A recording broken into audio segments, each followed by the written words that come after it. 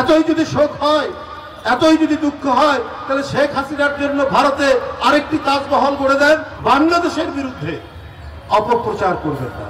আমরা প্রতিদিন পার্শ্ববর্তী দেশ ভারতের তাদের যে মিডিয়া, তাদের ইলেকট্রনিক্স মিডিয়া থেকে বাংলাদেশের বিরুদ্ধে যে ধরনের অপপ্রচার করা হচ্ছে, স্বাধীন সার্বভৌমত্বে যদি বিশ্বাস করতে বাংলাদেশ একটি স্বাধীন রাষ্ট্র, বাংলাদেশ একটি সার্বভৌম রাষ্ট্র, তাহলে পার্শ্ববর্তী দেশ এই ধরনের অপপ্রচার করতো না। আপনাদের যদি এতই মায়া হয়, ভারত সরকারকে বলি শেখ হাসিনার জন্য আপনাদের যদি প্রাণ ফেটে যায়, আপনাদের মনে হচ্ছে আপনারা শোকাভিভূত, আপনাদের খুব গভীর শোকের মধ্যে আচ্ছন্ন হয়ে আছেন শেখ হাসিনা কেন পালিয়ে গেল।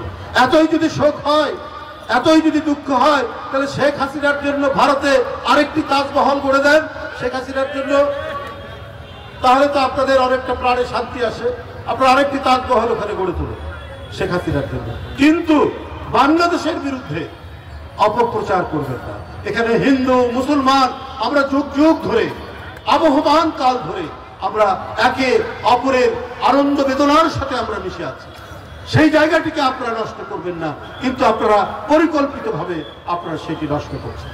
তাই অন্তর্বর্তীকালীন যে সরকার এবং অন্যান্য সমমনা গণতান্ত্রিক রাজনৈতিক দল প্রত্যেকেই আজকে সতর্ক থেকে, সজাগ থেকে, আমাদের যে বহুদিনের অর্জিত যে গণতন্ত্রের জন্য ইলিয়াস আলী নেই, চৌধুরী আলম নেই, সাইফুল ইসলাম হিরু নেই, অসংখ্য তারুণ্যের গুম হয়ে যাওয়া, অদৃশ্য হয়ে যাওয়া, অসংখ্য তরুণের বিচার বহির্ভূত হত্যার শিকার হওয়া, এই যে পরিস্থিতির মধ্যে দিয়ে ছোট বাচ্চা ছেলেরা আপনার জীবন দিয়েছে, যার প্রথম শহীদ বীরত্ব ব্যঞ্জক যে আত্মদান, এই রংপুর বেগম রেকিয়া বিশ্ববিদ্যালয়ের আবু সাইদ, তার এই আত্মদান এই জাতি কোনোদিন ভুলবে না। তার আত্মদানের মধ্যে দিয়ে গোটা বাংলাদেশের সেই শিশু বাচ্চা থেকে, প্রাইমারি স্কুল থেকে বিশ্ববিদ্যালয়ের ছাত্ররা ঝাঁপিয়ে পড়েছিল। প্রায় 2000-এর মতো এই তারুণ্যকে তারা গুলি করে হত্যা করেছে।